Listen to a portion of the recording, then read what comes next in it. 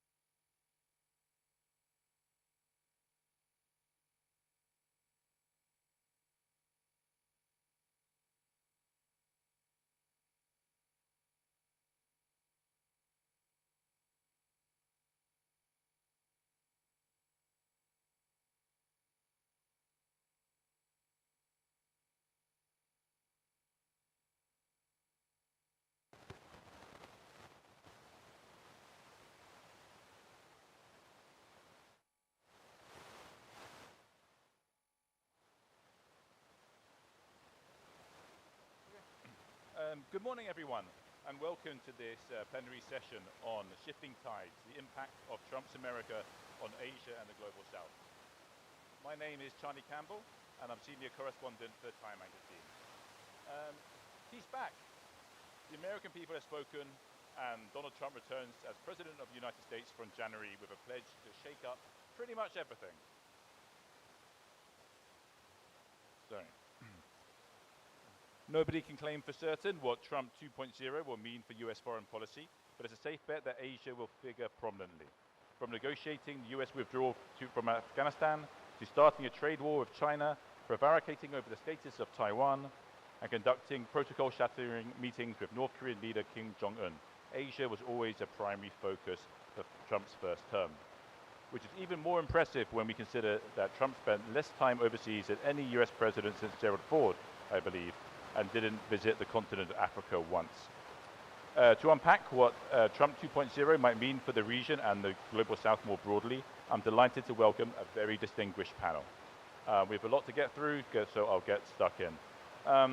Christine, perhaps I can start with you, if that's okay. Trump's first campaign in 2016 focused a lot on Asia, rebalancing alliances, resettling trade deficits with China.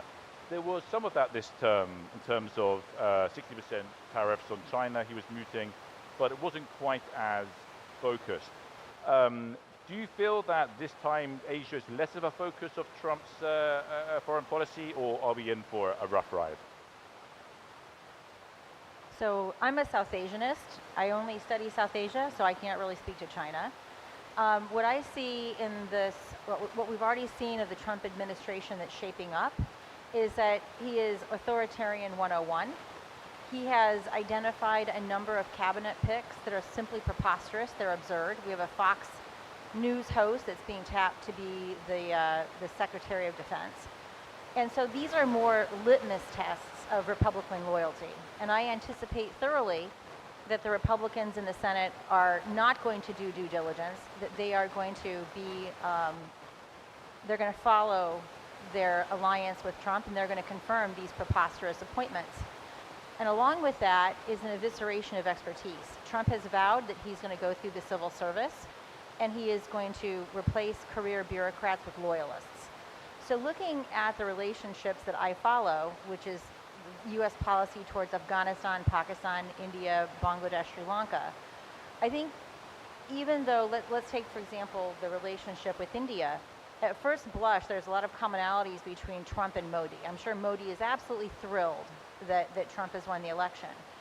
But when you look at what will happen, what's always maintained the U.S.-India relationship, despite big differences, so for example, India's support for Russia, has been this knowledgeable cadre in the State Department who keep this relationship going forward. So with the evisceration of knowledge and expertise, even a relationship that's kind of on autopilot can be imperiled pretty quickly. And if we look at the other countries of South Asia, the one thing Trump did do that I actually didn't find entirely objectionable was cut off aid to Pakistan, right, during the significant crisis with Afghanistan. But he didn't do so for reasoned decision making. He did it impulsively. So I think that we are in a very rough times with respect to U.S. policy towards South Asia. Sorry, I can't address the China questions. I'm not a China hand. No, of course. Regarding the cutting off of aid to Pakistan, Aizaz, that $30 million which Trump cut off back in 2017 was obviously a massive statement towards his vision of the region, as was his negotiation, if that's the word to use, of the U.S. withdrawal from Afghanistan. What do you see as the potentials and the roadblocks for U.S.-Pakistan relations going forward? Thank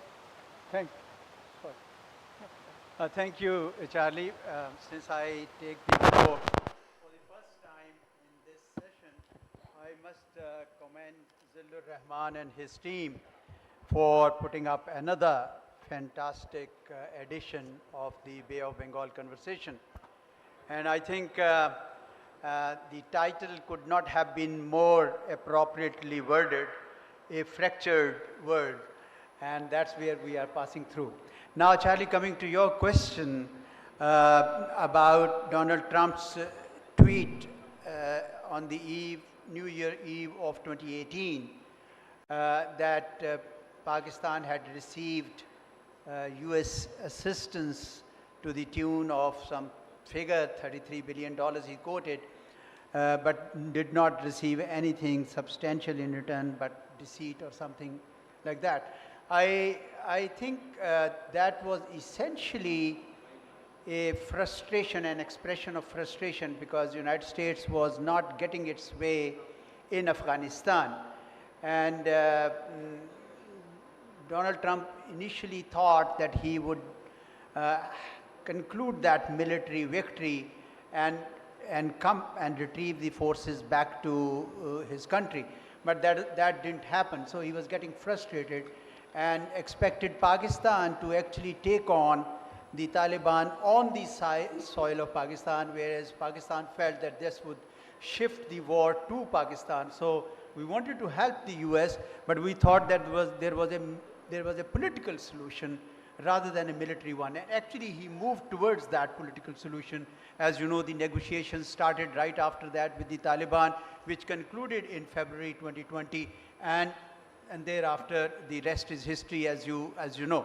Now, coming to the future of Pakistan-US relations under Donald Trump, I believe it will be more of the same. After having left Afghanistan, I think United States does not have much interest left in Afghanistan or even in Pakistan. I think their main concern at this time is competition with China, which you mentioned in your initial remarks. And for that, they believe that India in South Asia is their partner and not Pakistan. In fact, they think that Pakistan is China's close friend, and therefore, but that at the same time, I've also felt that the United States does not want to push Pakistan away completely to either Chinese fold or any other place, and therefore they want to stay engaged. But I'm not too optimistic that it will be a very close engagement. I think it will be more of the same. There will be some areas of cooperation. The United States is a large trading partner of Pakistan. United States is still a favorite destination of Pakistani students. Pakistani physicians end up in the US in large numbers. Pakistani IT experts are closely connected to the Silicon Valley. So on the whole, corporate America is still working with Pakistan. So my sense is that relationship will not be warm, but it will not be cold either. I mean, it will be more of the same that we saw during the Biden years. Okay, thank you. And Liping, when it comes to China, I remember when Trump first got in 2016, I was Beijing bureau chief at the time, and I was called to a very sort of bizarre meeting above a Starbucks in Wangfujin by a group of foreign service officials.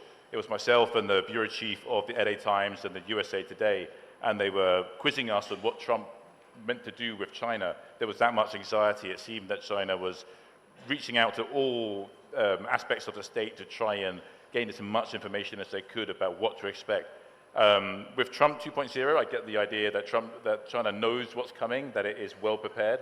But how do you think it's looking to mitigate some of the negative effects, especially his campaign pledge of 60% tariffs on Chinese imports?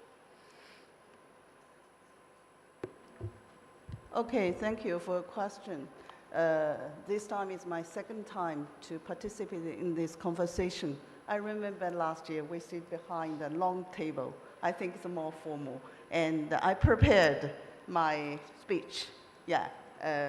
Also to the question you just mentioned, that the threat, Trump's threat of imposing tariffs as high as 60% on Chinese imports. I think that it represents a significant escalation from his previous term. According to analysis, these kind of tariffs could potentially slash China's economic growth by 2 percentage points. It's the figure from a bank's analysis. So this is not just a bilateral issue, I think. If Trump really do this, it's not a bilateral issue, that this could reverberate throughout the global supply chain. Yeah. Thank you. And Ashok, India is widely seen as one of the beneficiaries of Trump's new term. Relations between Narendra Modi and Biden were frosty at times over human rights issues and other bugbears. And it seems that Modi and Trump have a rapport. Do you feel that India is in a good position to reap the benefits out of the next Trump term? Yes. Okay. Thank you very much, Charlie, for that question. And since I take the floor for the first time, let me also add my words of appreciation to Dr. Zillur Rahman, to CGS for the excellent arrangements that have been made for this conversation, for this get-together. Now, as far as, your comment that relations between Prime Minister Modi and Mr. Biden were frosty, I don't know whether I could subscribe to that. I don't think so, because if you look at the Biden era, relations between the two countries have really grown in a very significant way, meaning I could give you many examples in terms of the support that Mr. Biden gave to the presidency of India as far as the G20 is concerned, in terms of the launch of the initiative on critical and emerging technologies, in terms of the elevation of the Quad to the summit level, and over the last 3.5 years to have 6 summit meetings and innumerable meetings amongst the foreign ministers. So that doesn't really speak about any frostiness as far as relations between the two leaders are concerned. Let me put it this way. I think there is a strategic convergence as far as the two countries are concerned, which really brings them together, in the context of the fractured world that we are speaking about. There is a strategic convergence by which India and the United States, they work together. There is a good chemistry. There is a good rapport between Prime Minister Modi and Mr. Trump that was visible, whether it is the holding of what was the Howdy Modi event in Houston, Texas in September 2019, where you had about 60,000 people attending, or you had the Namaste Trump event in Ahmedabad in India, where you had about 100,000 people who were participating. But let me put it this way, when Mr. Trump takes over on the 20th of January, it is, he is going to be, let us say, the fourth term of a US president. And Prime Minister Modi has had excellent relations with President Obama. I could give many examples. He was invited to address the joint session of the US Congress in 2016. During Mr. Trump's time also, there have been a number of initiatives that have been taken, whether it was the launch of the Quad between the four countries, whether it is in terms of the institutionalization of the format of 2+2, that is the Indian defense and foreign ministers meeting their counterparts. It started in 2018 and it is continuing every year. In the area of defense, India being put in what is known as the strategic trade authorization first category, which which is really a category similar to all NATO partners as far as the United States is concerned. So you don't have to go for any very lengthy procedures or approvals. So a number of initiatives taken during Mr. Trump's tenure, first tenure, and of course I mentioned a few initiatives taken during Mr. Biden's tenure. So his relations with all the past presidents have been very warm, have been very cordial at the personal level, but they have also translated into very significant advance in substantive terms also between the two countries. And I have no doubt that in Trump 2.0 also we are going to see very significant advancement. Our relations have been progressing, I'll put it, from over the last 24 years. When Mr.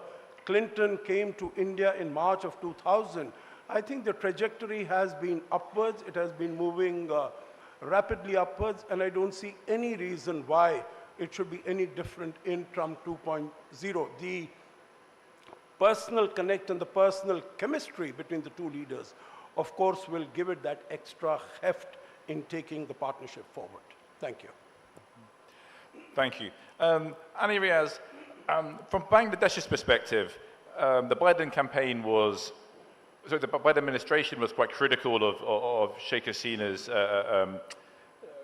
the election which she stole, and her last sort of term especially. Well, Trump has actually been quite supportive of the Awami League, or certainly the Awami League seems to take his tweeting as such. Trump tweeted about barbaric violence and chaos in Bangladesh in the wake of Sheikh Hasina's ouster. Is Trump's return good news for the Awami League, or does it have an effect on the political transition currently taking place in Bangladesh? Thank you, Charlie. Before we talk about the relationship between Bangladesh and US, I would preface it with two things. Number one is we have to accept that United States has entered into an era of autocratic rule. That needs to be made very clear. A very personalistic autocracy might be forthcoming in the United States. So understandably, with trifecta, especially with the Republican Party, what would be the foreign policy? Usually the autocrats have a very impulsive foreign policy. So I would not be surprised. Overarchingly, what we would see in Asia Pacific and South Asia is somewhat transactional one, very uncertain and very unpredictable foreign policy going forward. I wouldn't be surprised. And now, coming back to the question of Bangladesh, it would be largely determined. It's not about the political party, whether it's Awami League or the current government or the opposition. In large measure, South Asia policy would be partly a continuation, but partly a greater emphasis on the relationship with India.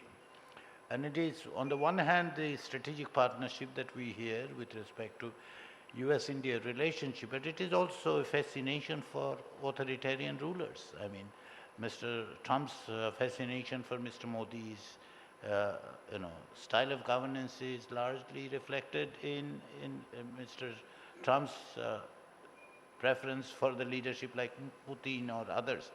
So I don't think that there would be a major shift in the sense that it would put pressure or it would be beneficial to a political party in Bangladesh. But what would happen is that the growing relationship with India and more warmer relationship with Mr. Modi, that could have some implications for Bangladesh going forward.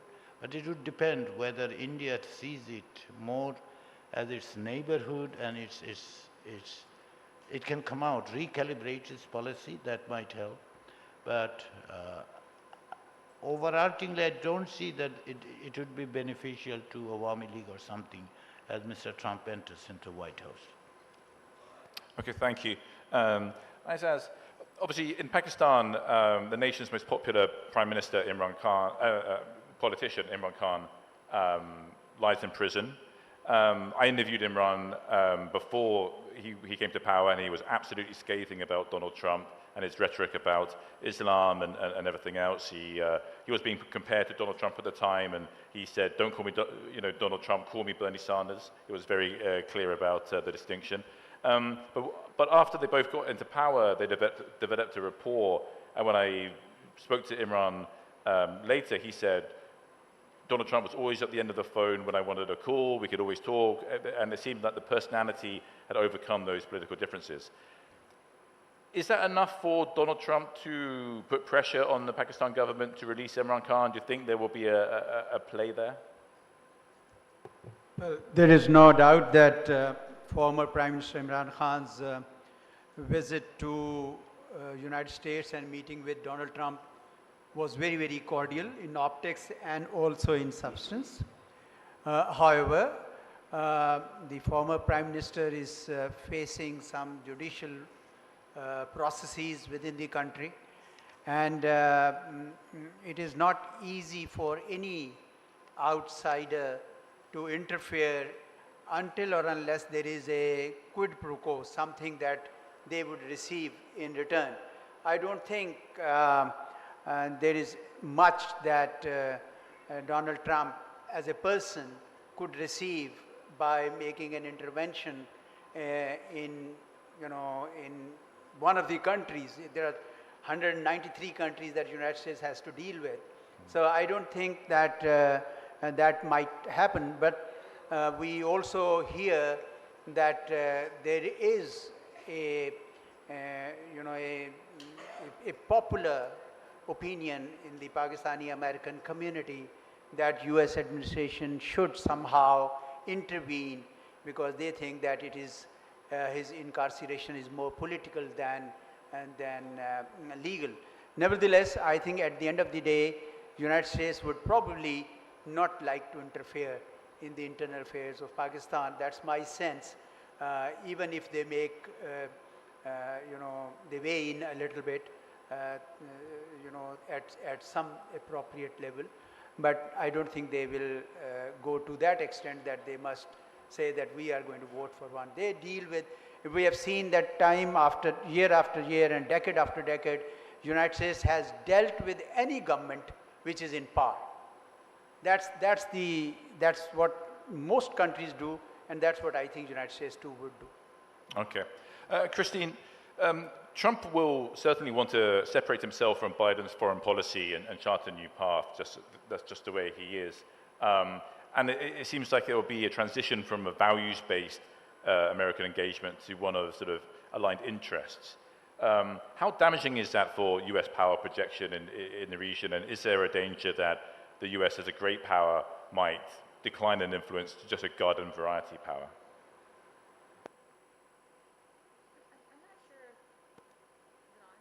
No. Yeah.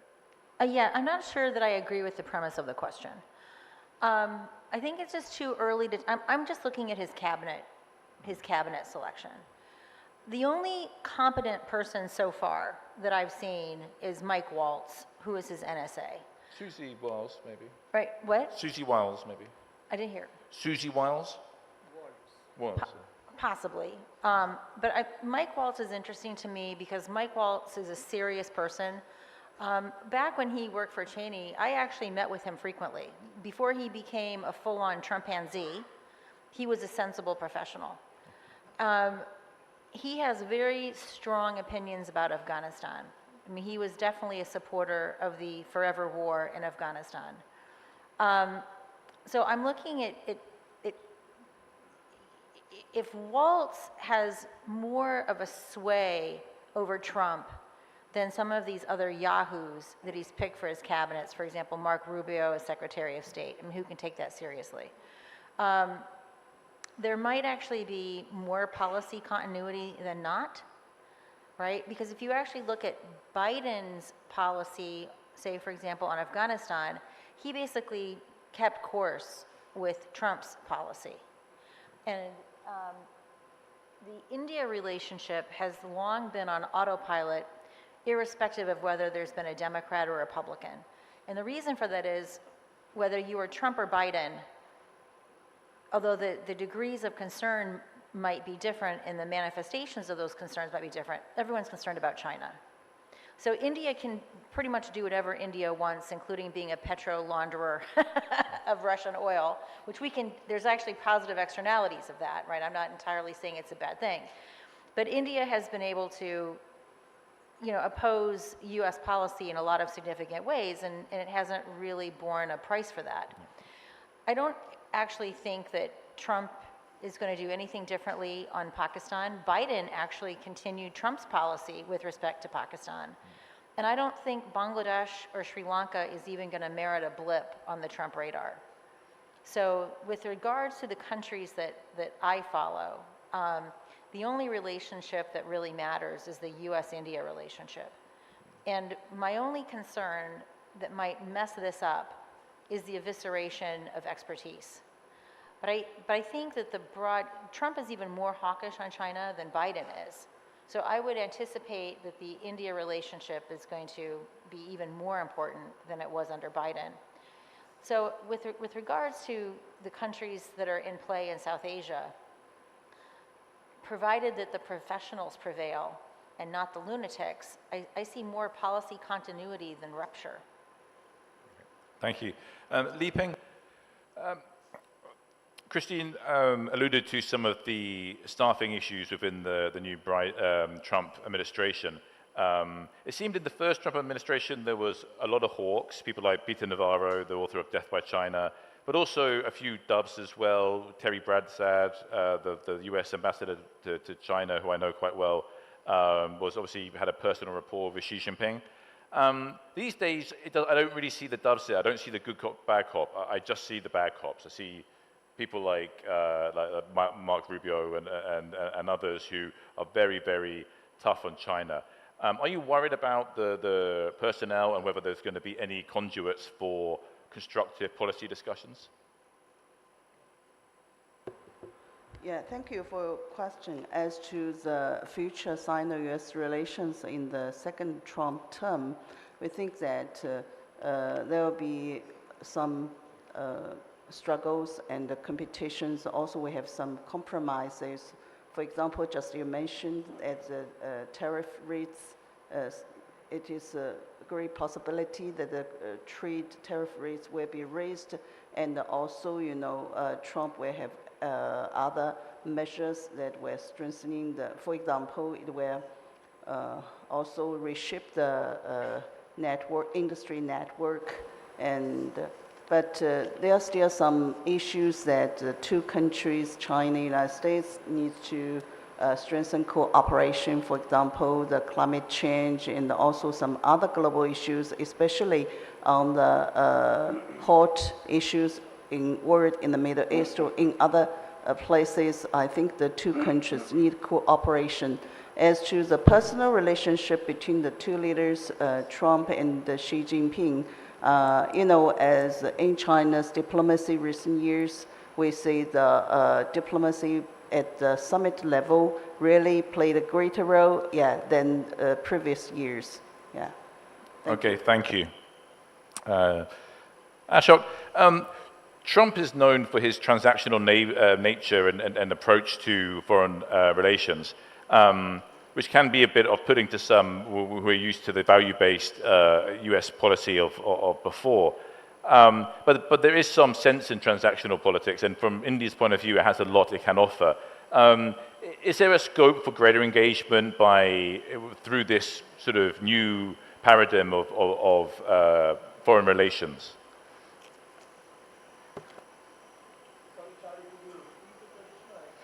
I'm just saying Trump is known for his transactional approach to foreign relations. I mean, does that open opportunities for India to engage more with the Trump administration? Because there are things which Trump wants, normally regarding trade, financial benefits, and if you give them to Trump, you know you can get away with a lot of other stuff which are concerns to previous administrations, like the Biden administration, but won't be held in high regard by Trump.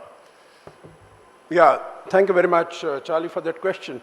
I think the transactional element in Mr. Trump's policy, I think that has offers opportunities as well as challenges. We know that as far as the earlier dispensation, Trump 1.0 was concerned, there was a lot of focus on trade. There was a lot of focus on the very minimal trade surplus that India has with the United States.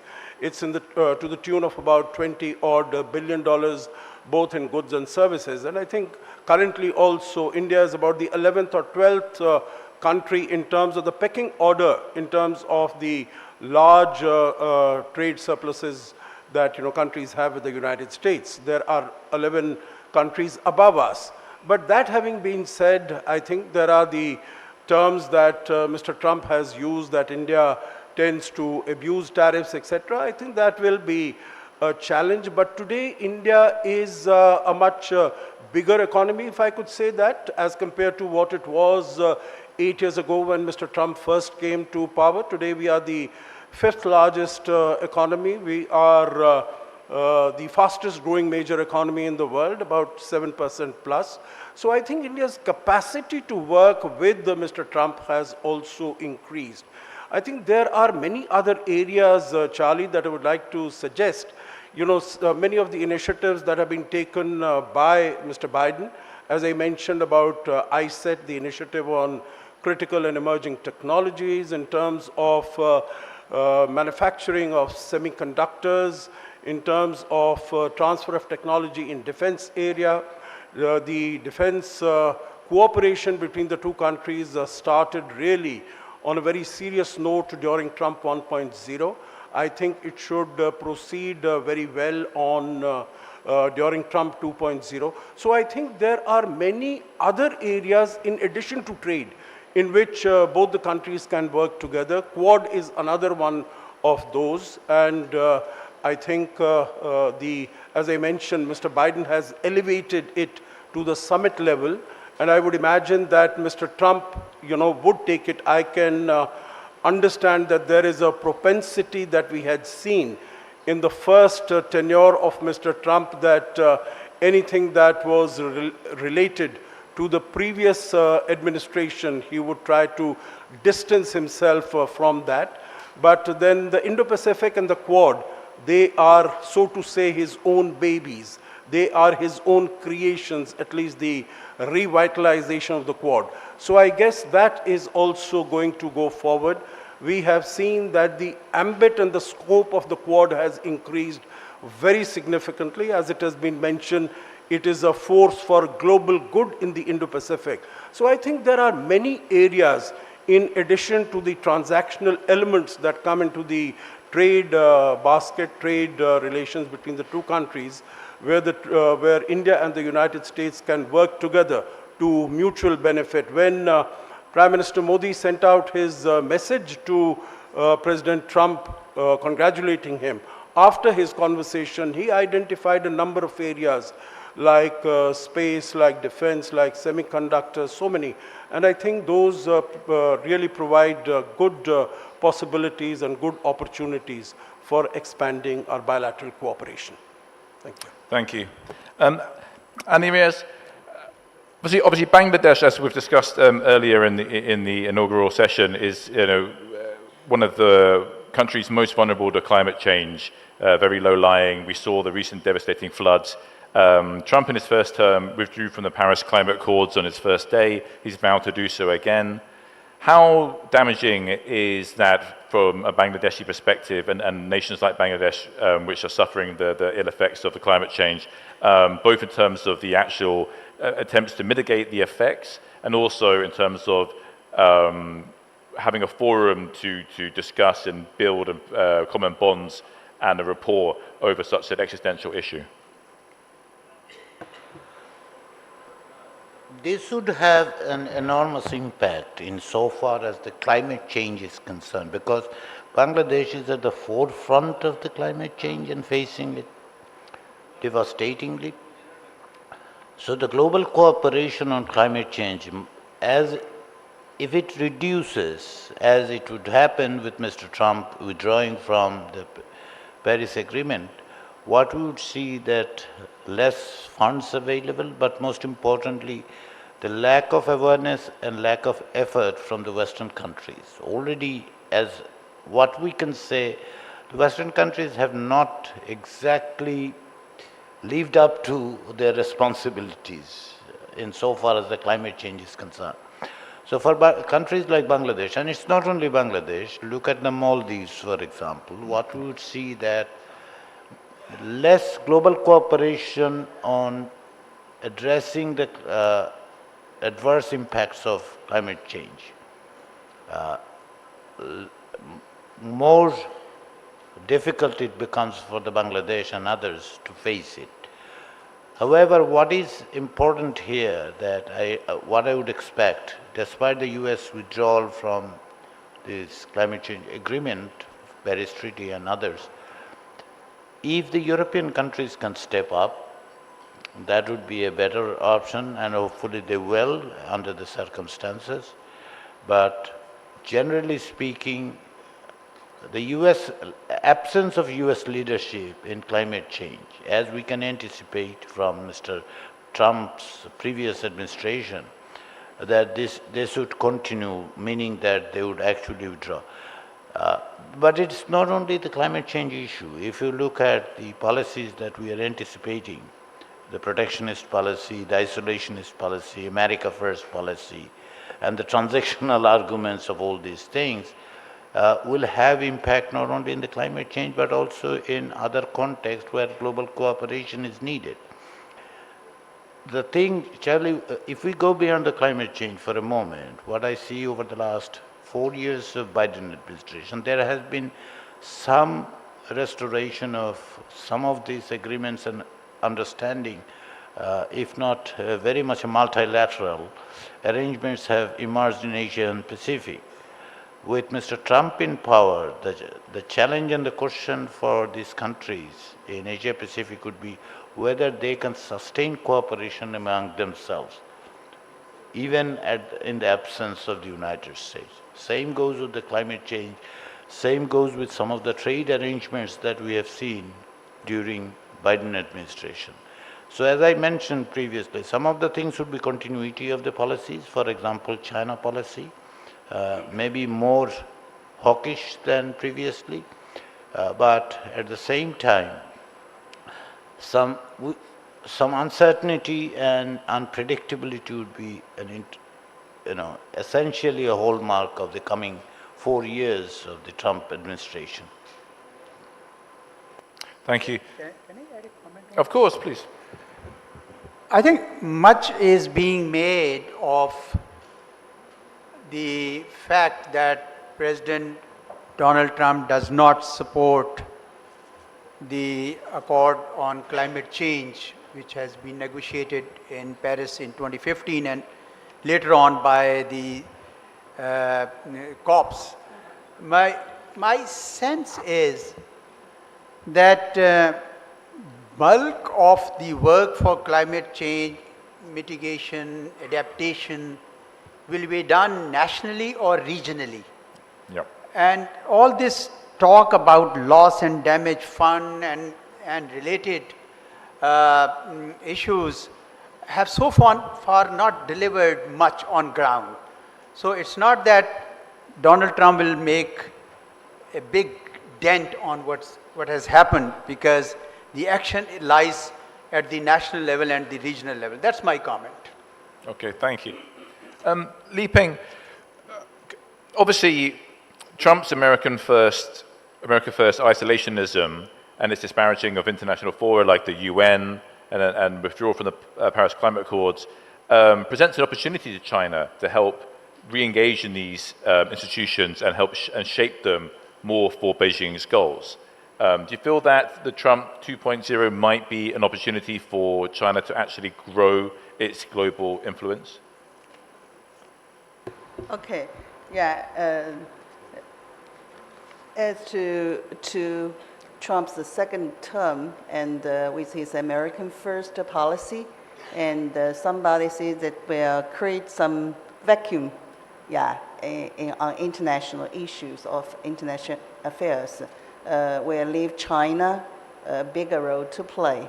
Yeah, I think, you know, I'm a professor at the China Foreign Affairs University. I give classes to the diplomats from developing countries. And I remember in one class, a diplomat from Egypt asked me whether China can play a role to help Egypt solve the issue, border dispute with its neighboring countries. Because she said that China played a role, you know, bring the different parties of Pakistan together and bring Iran and Saudi Arabia together. So I think China is expected by some countries to play a big role. Yeah, if you know the Trump's American First continued, that maybe more possibilities, because you know China also, you know, under expectation. Yeah, it has expectation from developing countries. Thank you. All right, thank you. On which note, I think we'll open the panel to questions from the floor. If anyone would like to ask our panelists anything, if you could identify yourself and to whom you're addressing your question, that would be great. Thank you. This one there.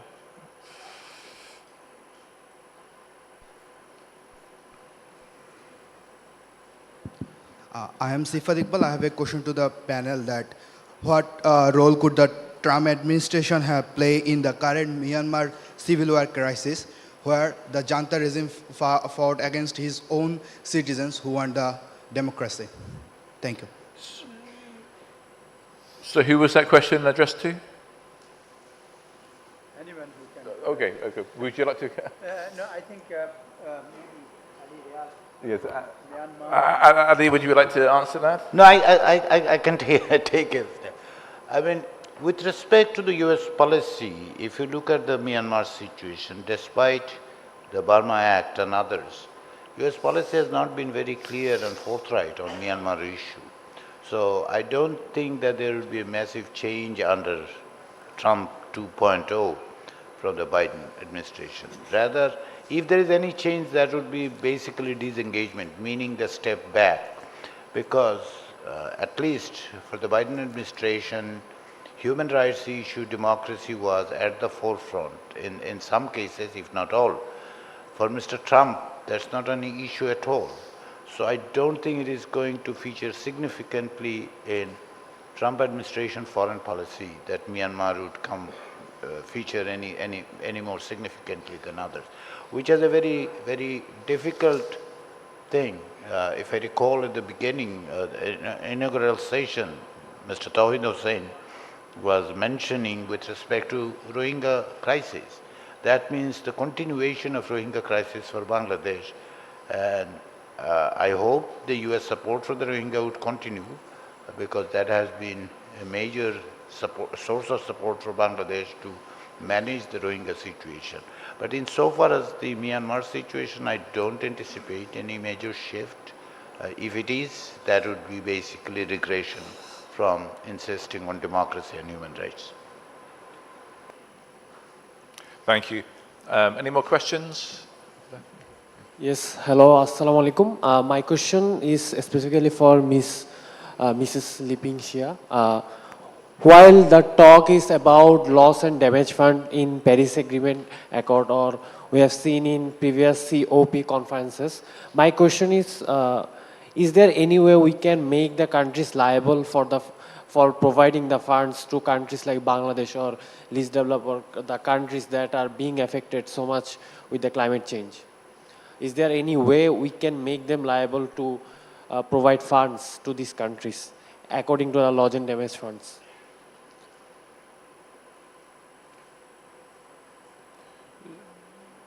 I don't know to whom that question is addressed, but may I also add a word or two to whoever would now would respond to that. You know, it has been my observation that developing countries and countries which have been hit hard by climate change have always been calling for compensations from the countries, from the industrialized countries, which were essentially responsible for all the changes that have happened in the climate. But I have also seen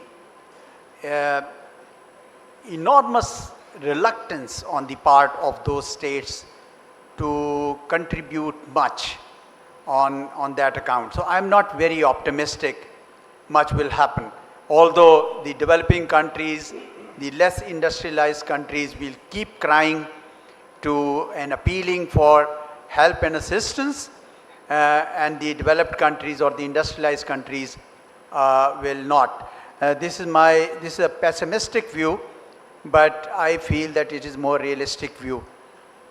If anyone wants to add on to that, most welcome. Of course, please. Yeah, the question that you asked is whether there can be some compulsion or some penalty or some, way that developed countries can be forced to provide assistance, financial assistance, technological assistance.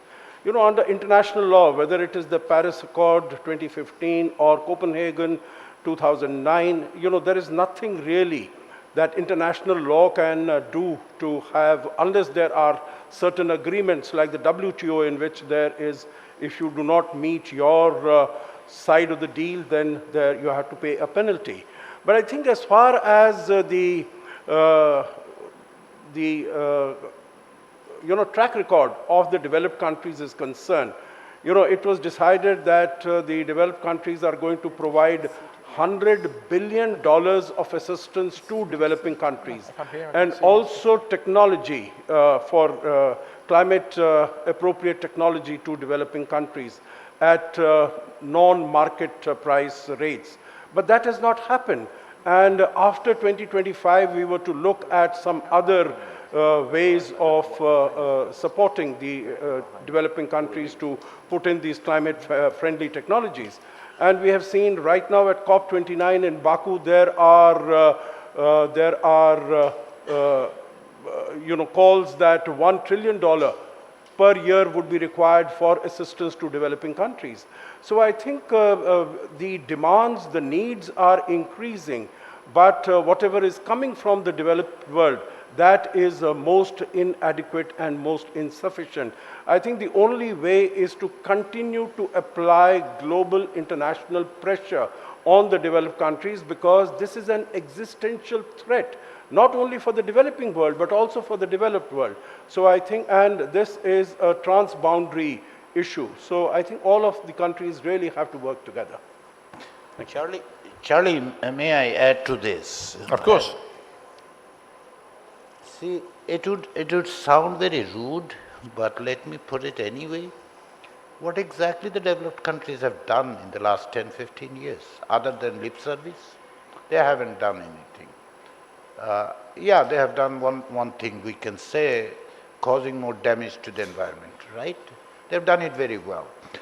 Without, what you are insisting on the punitive measures on the developed countries, who would actually come up with that? The international structure, the legal structure, however you put it, is unlikely to do it, because, if Maldives drown, what exactly is the problem with European countries? Does it matter to them? I know, it sounds very, very pessimistic and very rude and so on and so forth, So, nevertheless, that is what I am suggesting. as I mentioned initially in my remark, that the developed world has not lived up to its responsibilities under the circumstances. Now, situation might get worse under Trump administration if it withdraws, which is very likely. Then that's what the world looks like. And as we have heard, this is an existential crisis. I mean, as a matter of fact, increasingly the global climate change, those who live in the United States, even the climate change denier, cannot deny the fact that weather has changed. What is happening in Florida or what is happening in other parts of the United States is a grim reality which they continue to ignore, Mr. Trump included. So when things are happening at the doorstep and they can ignore it or completely deny it, be negligent, we can put pressure, we need to put pressure, and there should be pressure from the developing world, but likelihood of getting things out of developed world seems to be far-fetched. Thank you. I think we have a question over there, if you could bring a microphone. Should I ask the question? Yeah, okay, please go ahead. I am Naushad Zamir. I'm a practitioner of the Supreme Court. My question probably be addressed to Professor Christian Fair, Ambassador Ashok. We recently actually experienced that Mr. Trump, while running his campaign before the election, made certain very disparaging comment about the minority being treated, how the minority is being treated in Bangladesh. His comment was extremely not well informed at all. So do you think that he's going to be a little bit more well informed when he is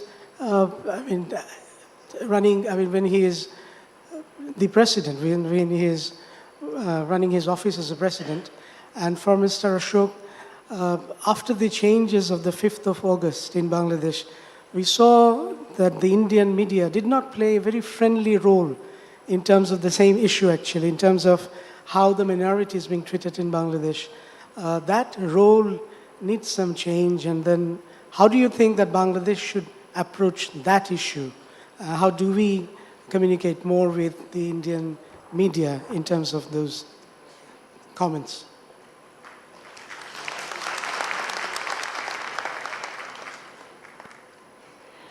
So I'm not really sure what to tell you. Trump is an unreconstructed racist. So get in line.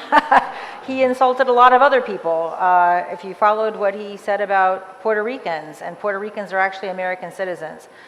Trump ran his campaign on white male supremacy, right? That was his central messaging. And what I found, for me, I'm from a rural area in the United States, so I was not someone that thought he was not going to win. In fact, I knew he was going to win. What you have to understand about the United States is that we are a very racist country, but we are a much more misogynist country.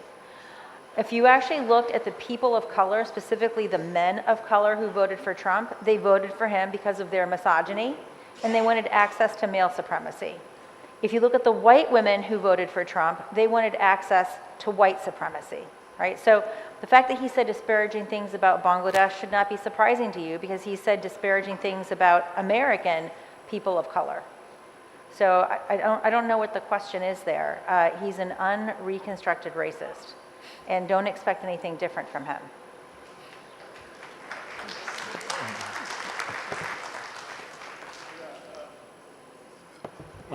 Thank you very much for the question. There was a part of the question addressed to me, so let me try and respond to that. Thank you for that question.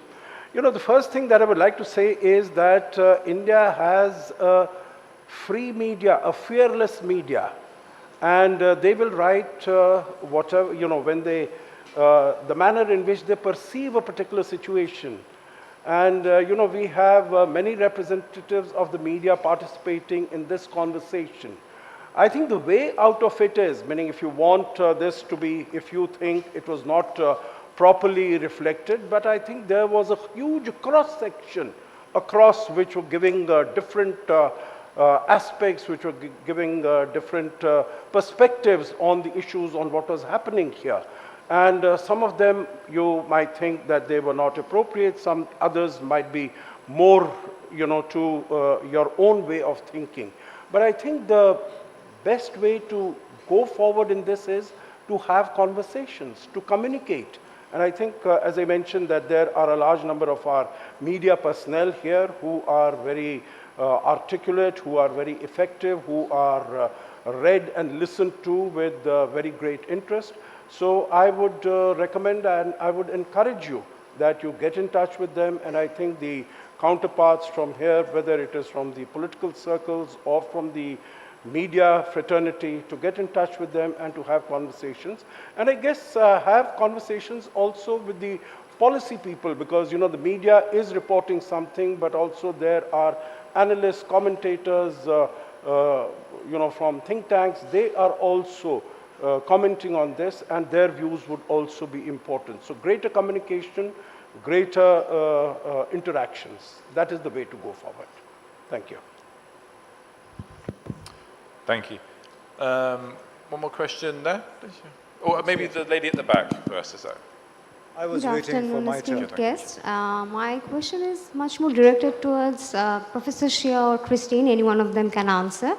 It's much more related to the Taiwan issue, as we can see that Trump has been re-elected as the President of the United States once again. I mean, is there a possibility that we can see the similar situation like the Russia annexation of Ukraine, like China going to annex Taiwan, and how can Trump actually respond? I mean, how much the relationship will further strain over the growing tensions in the Taiwan Strait? Thank you. Diping, do you want to take that one? As to the Taiwan question, I think it's the most important one inside the U.S. relations. As you know, China, the one China principle. Every country established diplomatic relations with China, adhere to this principle. And Trump, during his camp for the presidency, he said he questioned the value of defending Taiwan, and he said he would, if China do something toward Taiwan, and he would increase the tariffs, to China's export to the United States. He would use economic measures rather than the military ones. As you know, there is a Taiwan Relations Act in the United States, which was passed in April 1979, and that is a American domestic law. So as to Americans' policy, whether they have changed, whether there will be change in U.S. policy toward Taiwan, I think Chinese also wait and see. So I think it's a most complex issue and the most sensitive issue in bilateral relations, and also concerns with the stability in the, not only in Asia, but also I think around the world. It needs to be taken care by both parties very, very carefully. Thank you. Thank you. And one more there. Yes, thank you. Hello, everyone. Oh, really? Okay. But Hello. Yeah, just thank you, Charlie. My question is to Christian. I know, refugee and migration issues is one of the important issues. Like Trump was the one who wanted to securitize the migration in his different speeches. And there is a hope that US administration earlier said that they cannot take some Rohingya refugees from Bangladesh earlier. But do you think due to Trump came in power, would there be any changes in terms of refugee flows? And also, would he go for, again, his madness of creating a wall in the Mexico border, and any implication for the Bangladeshi students who are going USA for higher studies? Do you think any implication on that due to his power? Thank you. I think that's for you, Christine. I think so. So Trump has been, again, part of his white male supremacist agenda has been anti-immigration. He's talking about rounding up and deporting millions of immigrants in the United States. So if you think that he is going to take Rohingya refugees, you are out of your mind. It's beyond a question. So with regard to Bangladeshi students in the United States, essentially foreign students are the mainstay of higher education in the United States.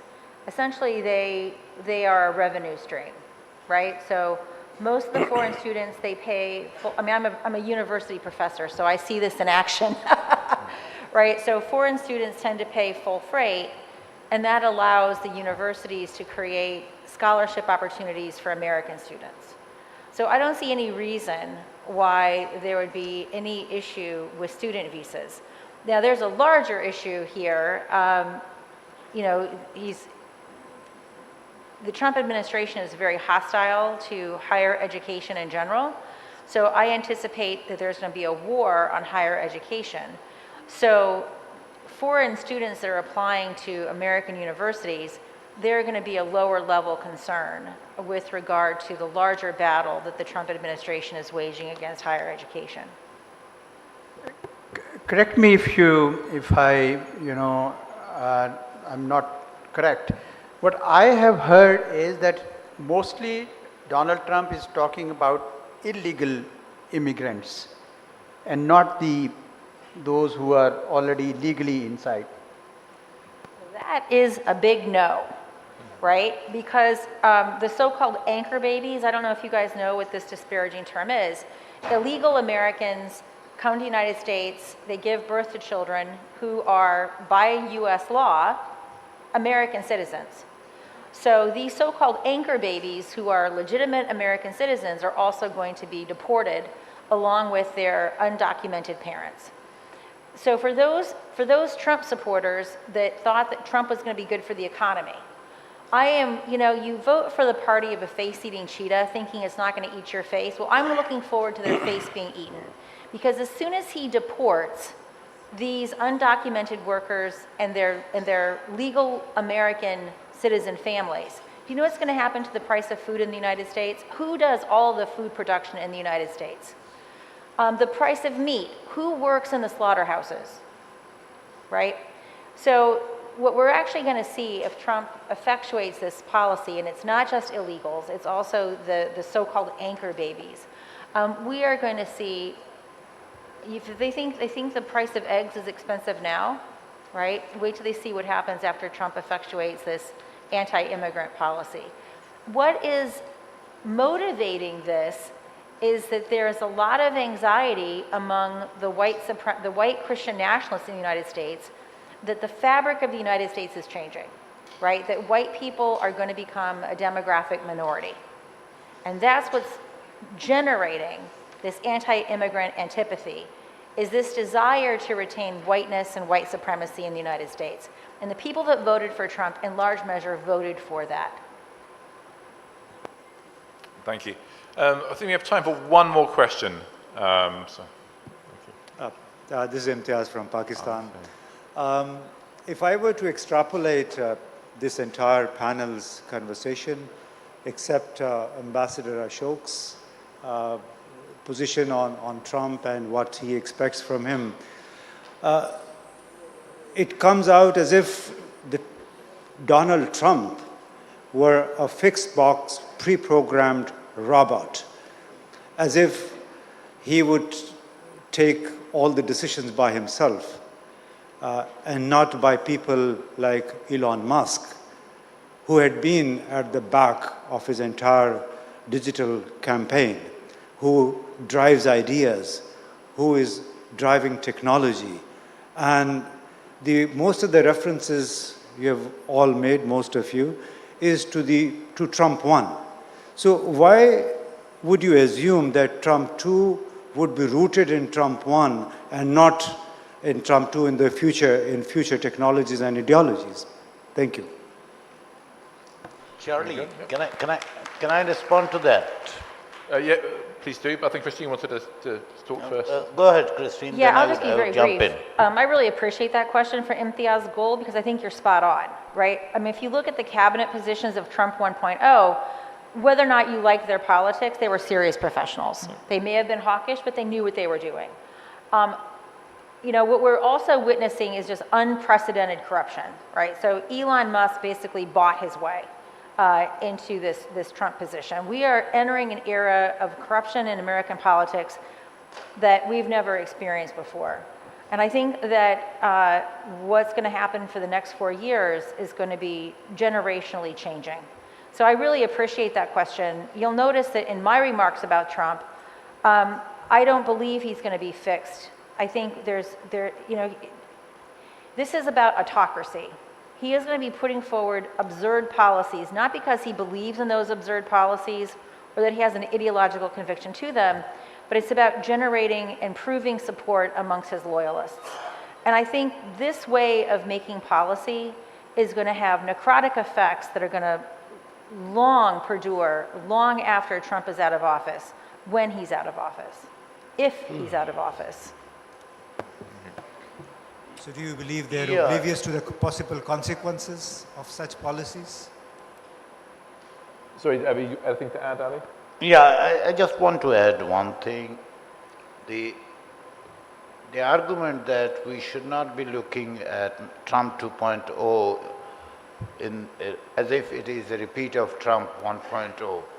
I said, in a sense, you are right. It would be worse. So it would not be 1.0.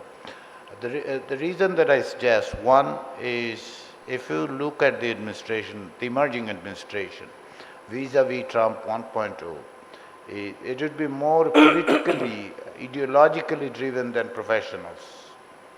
And the second thing is, and now I'm going to make a very bold claim, autocrats' second term is lethal. Let me repeat it. Autocrats' second term is lethal. And that is what is going to happen with Mr. Trump.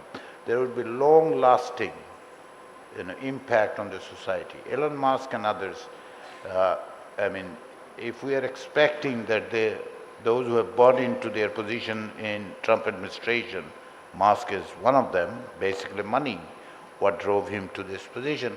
But the most important thing is that at the end of the day, Mr. Trump will drive the policy. That is what Mr. Trump is.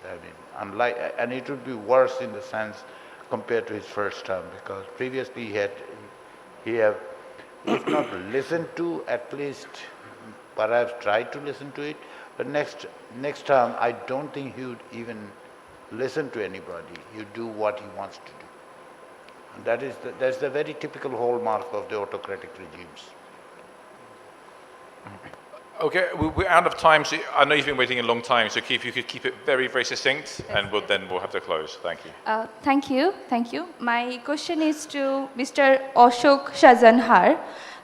Sir, as a student from Bangladesh, I wanted to ask you that before discussing about Trump policies in Asia, in Bangladesh, or in China, shouldn't we discuss about India or Modi's politics or Modi's vision for his neighbors? As our murderer, our genocidal former prime minister is hiding in your country, India, and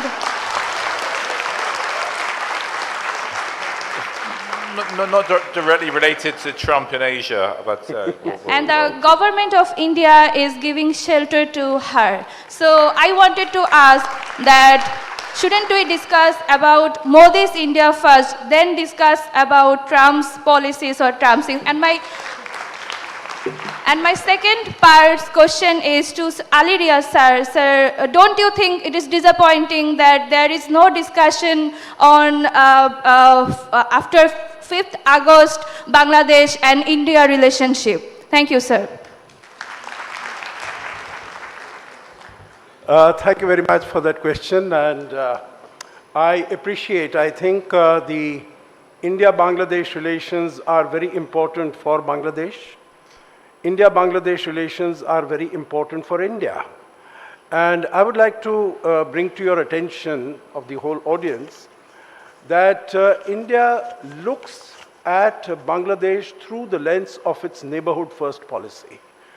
And that was the policy that was initiated right in the first year that Prime Minister Modi came to power in 2014. And I would submit for your consideration that that policy, and along with the Act East policy, because Bangladesh is the first country that was also initiated in 2014, that policy by Prime Minister Modi, and Bangladesh is the pivot for both of these policies.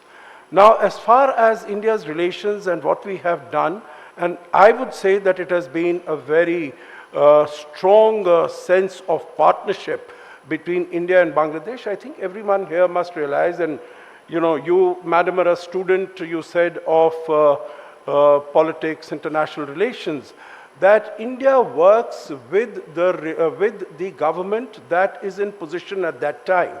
So during this period, whatever period, whichever government was in position in Bangladesh, we worked with that, and today we are working with the dispensation that is currently in position, in place here. So I would submit to you that as far as India's policies are concerned, they are designed to encourage and to work towards security, stability, peace and prosperity of Bangladesh and the Bangladeshi people. And that policy is going to continue irrespective of whoever is in position of power and authority in Bangladesh. Charlie, if you permit, I would like to sort of, the earlier question that we were discussing, just one comment on that. Okay. As far as India is concerned, the way we would look at it is Trump 1.0, of course. By that you come to know what his thinking is. His pronouncements that have been made over the last several months that has come, as far as what are some of the appointments that he has announced.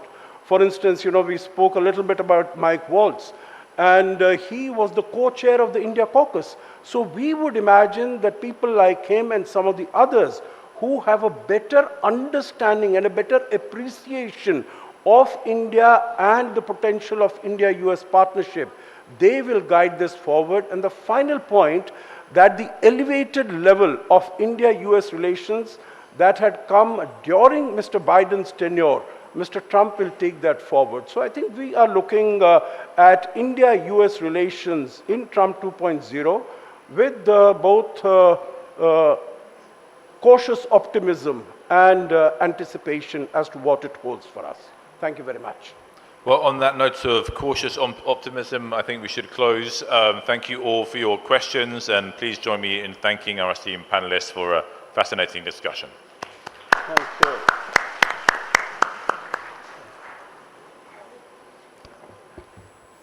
I would like to request all the distinguished speaker and the moderator to come forward for a group photo. Thank you. Oh, for a group photo.